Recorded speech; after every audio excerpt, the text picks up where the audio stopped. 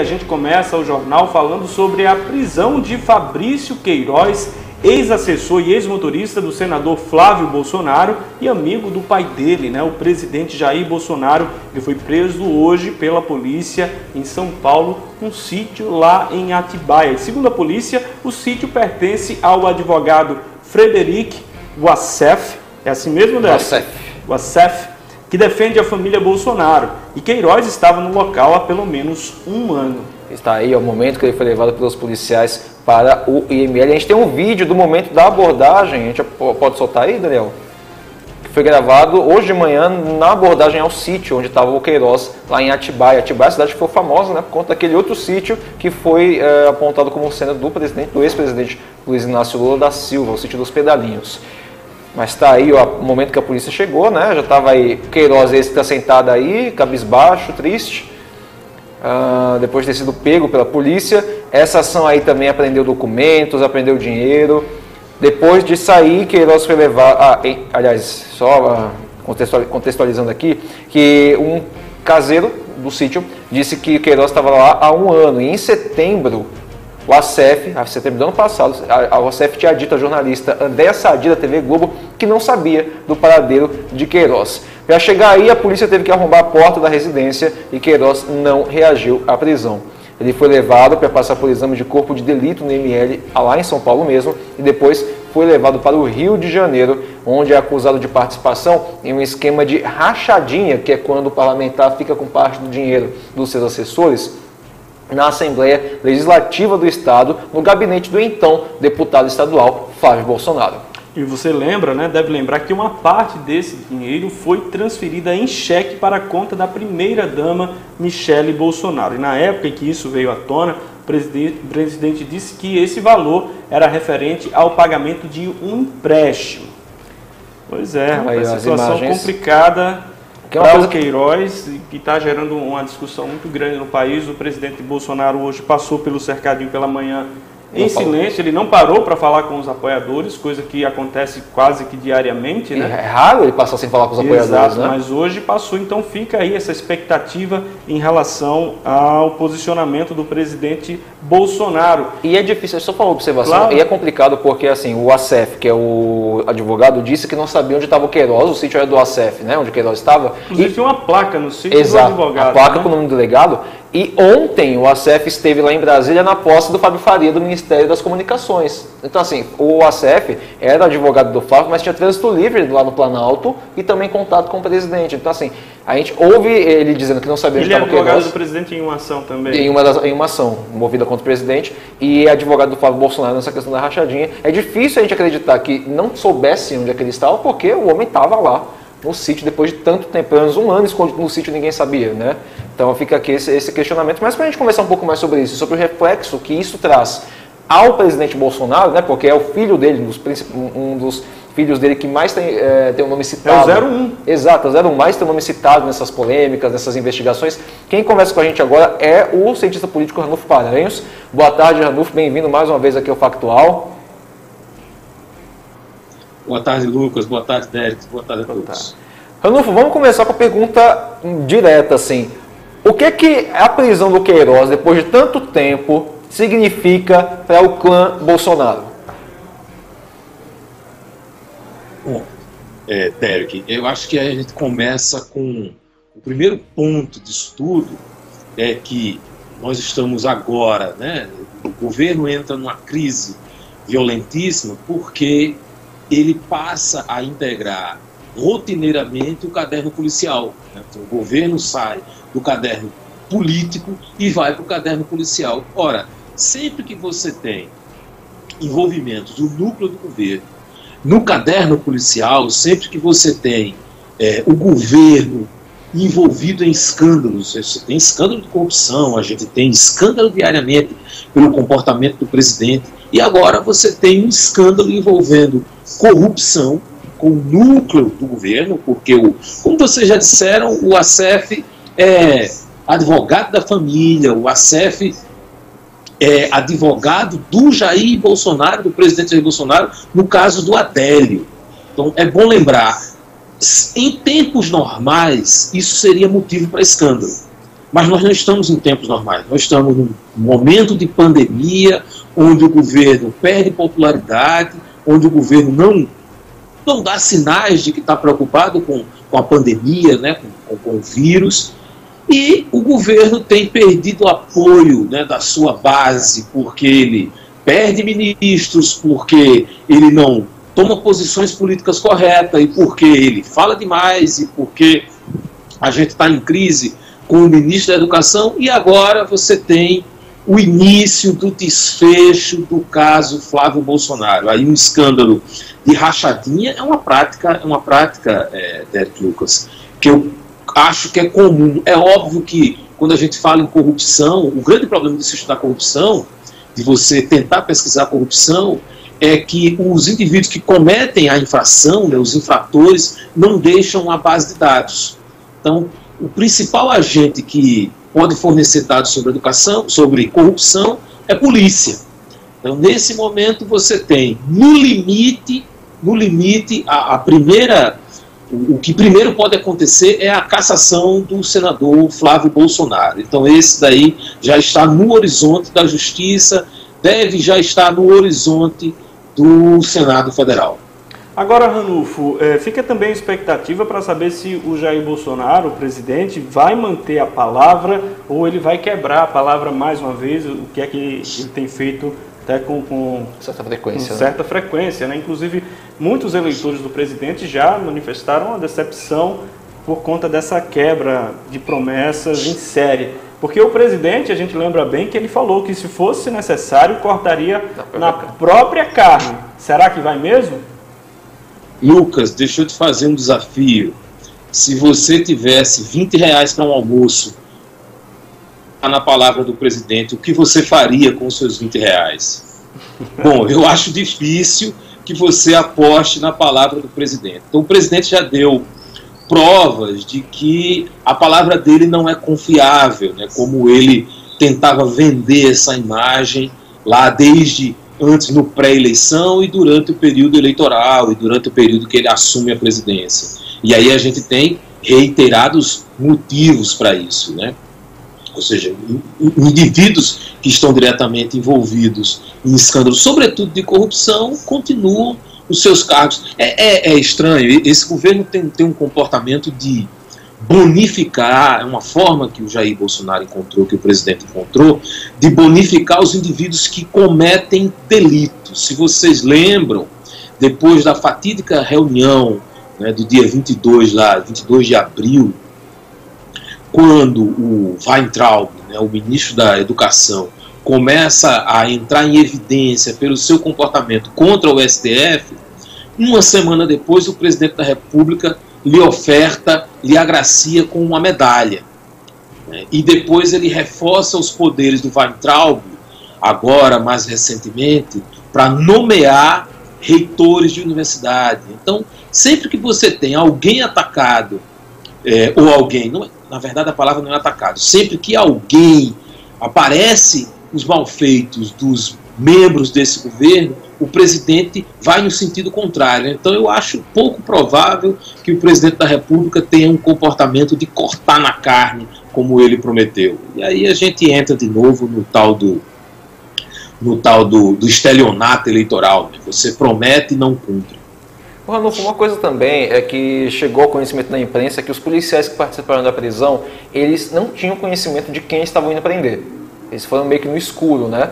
Então, isso mostra, na sua leitura, que, de repente, aquela tentativa do Bolsonaro, que foi apontada isso por várias pessoas, a situação de que ele estaria tentando interferir na PF para tentar encobrir essa questão da investigação contra o filho. Você acha que isso mostra que ele não teve êxito, ele não conseguiu, por mais que ele tenha mexido em algumas peças, ele não tem o controle que ele tanto queria na Polícia Federal? Tem só uma observação aqui, só me corrigir aqui agora, só para fazer uma observação, que essa investigação do Estado do Rio de Janeiro, né? De fato. Mas a PF dá suporte. Exato, né? A PF dá suporte, né? Só essa observação aqui precisava ser feita. Tá, vamos lá. Isso daí tem primeiro ponto é que reforça parte da preocupação e que fez com que então o ministro da Justiça, Sérgio Moro, saísse, né, rachasse com o governo, porque ele saiu informando que o presidente tentava interferir ou tentava obter acesso a informações privilegiadas da Polícia Federal, e reforça aí uma outra coisa, né, que com a saída do Sérgio Moro, com a entrada de um novo dirigente na Polícia Federal, de um novo ministro da Justiça, a própria Polícia Federal e a própria polícia têm tomado certos cuidados, né? E esses cuidados são: nós vamos atuar aqui com limitação de informação. Agora, sim, tem uma coisa importante aqui, Lucas e Derek, é que boa parte dessa nossa discussão, ela não é só de política, né? Boa parte dessa nossa discussão é de polícia, né? Então, boa parte dessa nossa discussão é para delegado comentar, é para juiz, delegado, advogado da área criminal comentar. É óbvio que isso resvala, que isso respalda na política, mas você veja a que ponto, novamente, chegamos com a política brasileira. A política brasileira, ela está no caderno policial, ela é motivo, ou ela dá pauta para a discussão da polícia, né, e não só da política. Muito bem. Ranulfo, me fala mais uma coisa, assim, porque o Queiroz já estava lá há um ano, né? Nessa casa são os relatos da vizinhança, né? O caseiro, do que caseiro, disse a polícia. Né? E a vizinhança também falou a respeito disso, que ele já estava lá esse período de tempo. Ele é um cara que sabe demais, né? Ele já está ao lado dos Bolsonaro, ele é amigo do presidente desde a década de 80. Então, você acredita que ele estava sendo mantido lá? Isso parece até uma pergunta óbvia, e a resposta pode ser também. Mas porque justamente sabe demais e há esse medo dos Bolsonaro de ele falar, de o Queiroz falar? Hoje você já encontra na imprensa informações de que a prisão do Queiroz vai refletir no comportamento dos ministros do Supremo, vai refletir no comportamento dos ministros do TSE, vai refletir no comportamento do parlamento. Aí você tem do parlamento que, mais cedo ou mais tarde, vai julgar o comportamento do Eduardo Bolsonaro. A gente está falando aí, eu não sei nem qual é o número dele, se é 02 ou se é 03, mas é o deputado federal Eduardo Bolsonaro, que mais cedo ou mais tarde vai ser denunciado na Comissão de Ética da Câmara dos Deputados. Na Comissão de Ética do Senado vai o Flávio Bolsonaro. Então, essa prisão do Queiroz é como se fosse um quebra-cabeça assim, muito complicado, né, que você tem várias peças que aparentemente você diria, isso aqui não vão se juntar, né, mas... E também o Carluxo nas fake news também, né? O Carluxo nas fake news.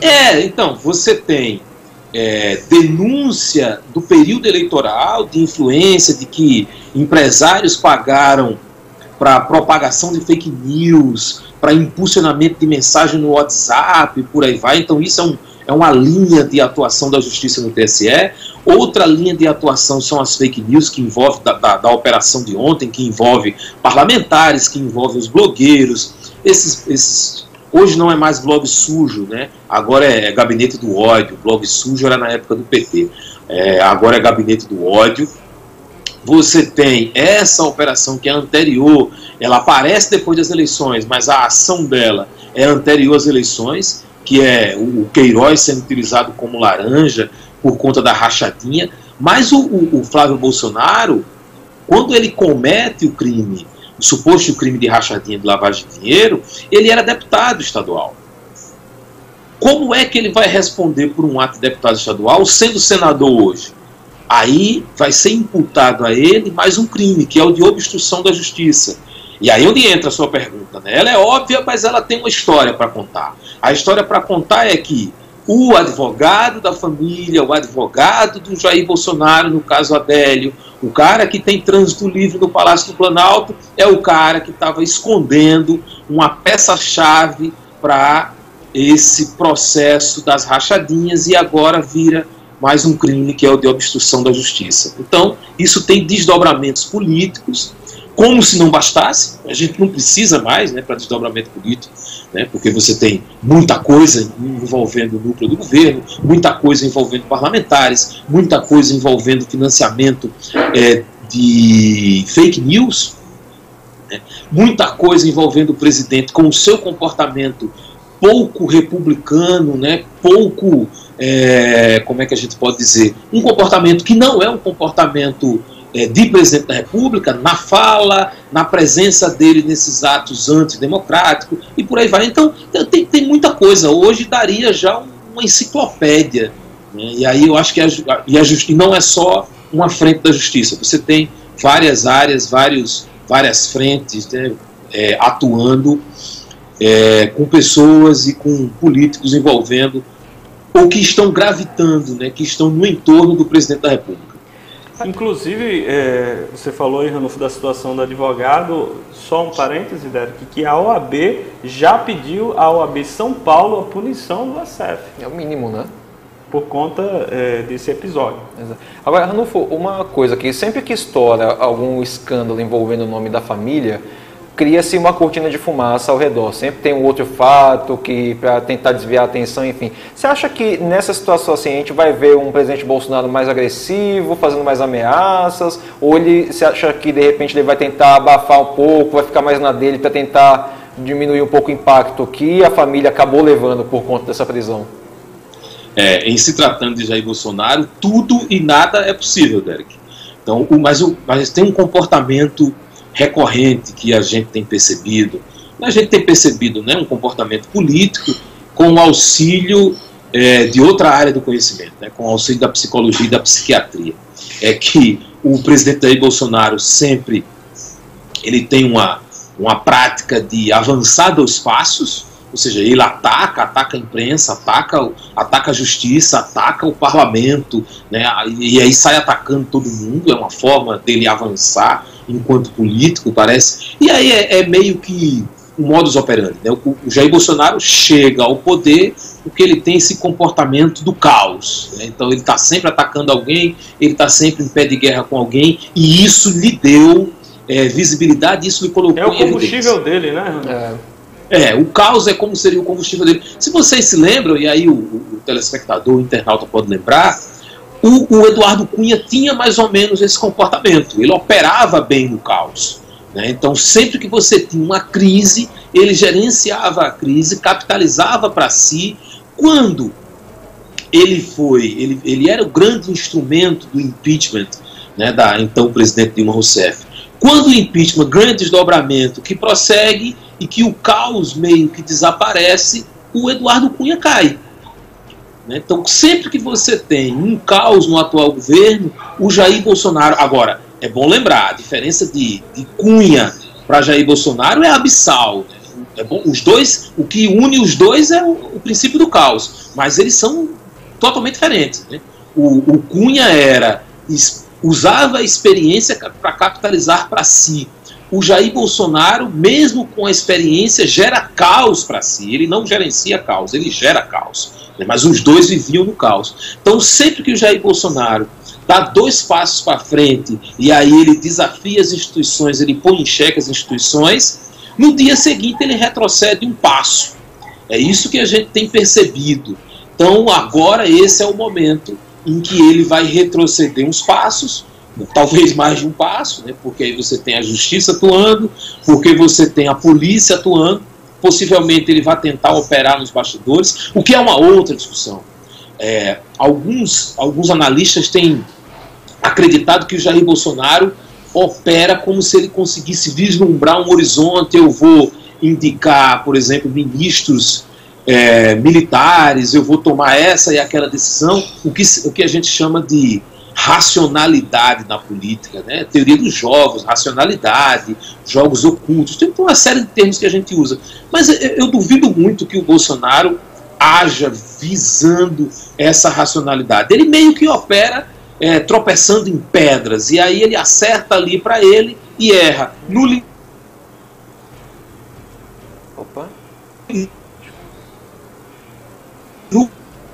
final das contas, ele tem tá pagando o preço por esse conjunto de erros que ele tem cometido. Mas aí esses erros que ele tem cometido são erros que não pertencem só à política, né? De novo, esses erros pertencem à justiça, né? São erros passíveis de serem julgados pela justiça e de serem investigados pela polícia. Então, são crimes, né? Para quem de falhas políticas ele tem, o núcleo, o clã Bolsonaro tem cometido crimes. E como é que fica a situação em relação a impeachment, né? Porque o Rodrigo Maia já tem na mesa mais de 30 pedidos de impeachment. Acho que é um ponto mais a favor para uma possível flexibilização, porque até agora está tudo engavetado, né? É mais um pouco de gasolina nessa fogueira. O Rodrigo Maia o comportamento do Rodrigo Maia tem sido pautado e aí ele já deu provas disso, de que ele está muito preocupado, ou ele tem dado provas de que tem que estar preocupado com a pandemia. Então é como se ele dissesse: eu não vou tomar decisões políticas sobre impeachment, sobre enfrentamento a esse governo, nesse momento em que a gente não resolve o problema da pandemia. E aí eu acho que ele está certo, e ele tem dado discursos dizendo que o momento é de parcimônia, o momento é de paciência, o momento é de união, porque o inimigo maior não é o governo, o inimigo maior nesse momento tem sido a pandemia. Nós já passamos dos 40 mil mortos. Se você ponderar sobre isso, uma coisa que nós nunca vivemos, né? Nós já ocupamos a segunda posição de países no mundo em que mais pessoas morreram, né, em decorrência do Covid-19, e esse tem sido o comportamento do Rodrigo Maia e do Davi Alcolumbre.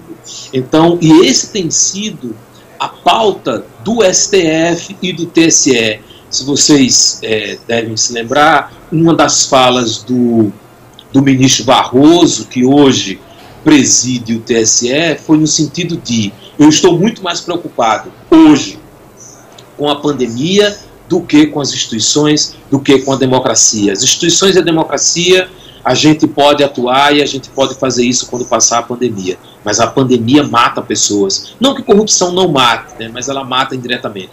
Mas a pandemia mata diretamente, o vírus mata diretamente. Então eu acredito que, em superando a pandemia, a gente tem desdobramentos políticos em relação ao impeachment, porque as variáveis estão dadas, né, porque o que é preciso para acontecer o impeachment já está na mesa. Não só os pedidos, mas os fatos já estão dados. E aí eu acho que isso é uma questão de tempo.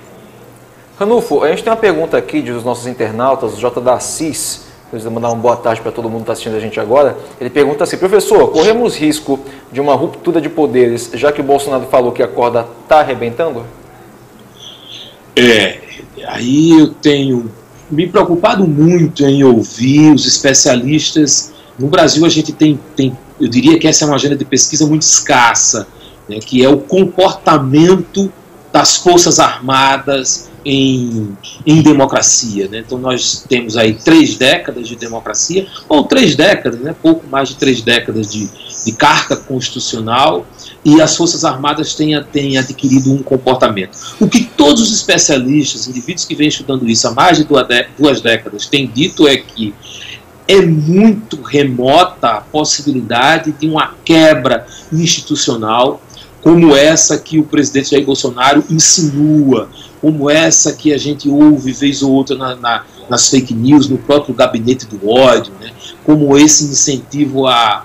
Ontem mesmo você tinha vídeos no Twitter, você tinha vídeos no Facebook de apoiadores do presidente dizendo que a justiça está tomando decisões inconstitucionais e que chegou a hora do presidente chamar as Forças Armadas e tomar decisões. E as Forças Armadas têm adquirido um comportamento institucional baseado na Constituição. Esse é um risco que os especialistas têm dito que a gente não corre. E aí tem como é que isso pode virar uma resposta mais clara? A resposta mais clara em relação a isso é que os ministros que ocupam, os ministros que são militares, né, que estão no governo hoje, eles são militares, mas eles não são ministros militares. Eles são ministros. Ao assumir o cargo de ministro, ele passa a ser um civil. Ele pode ter um comportamento, uma formação militar, mas lá eles são civis. E o alto comando das Forças Armadas entende hoje, e já entende há algum tempo, que o papel das Forças Armadas é um papel de preservação da ordem constitucional ou de obediência à Constituição, e não de obediência a um governo.